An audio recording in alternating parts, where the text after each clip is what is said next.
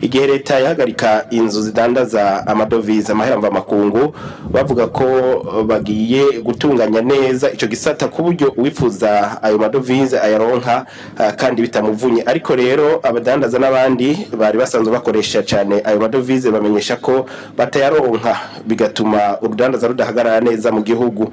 Leta yobirikira ko iki kugira ngo abo bayakoresha kenshi boroherwe. Bureaux de change canke amazu yadandaza amafaranga gihari yakorera ku mategeko, kandi rero ayo mafaranga mvamakungu akaboneka, ariko ubu hari abakorera mu gifuri urenganya gusifura, kandi rero ayo madovize bakayaronka mugabo rero bagace batanga ku buryo ku giciro kivuna. Nta kuntu ayo Bureaux de change yo kwigishwa uko akora canke agahabwa ndetse n'amategeko ashobora gukorera ko bobo baheza bakaronka ayo madovize. Murakoze.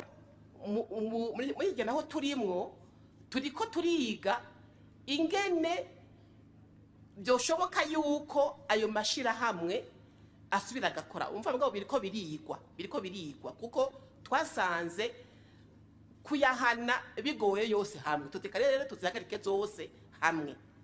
Rero biriko birigwa kugira ngo turabe yuko bikenewe zosubira zikugururwa. Abo rero bakorera mu gifuri nimba bariho ntavyo no kwemeza nk'userukira banki nkuru y'igihugu, kuko banki nkuru y'igihugu dukora n'abemerewe n'amategeko gukora. Abo nimba bahari ntavyo no kwemeza.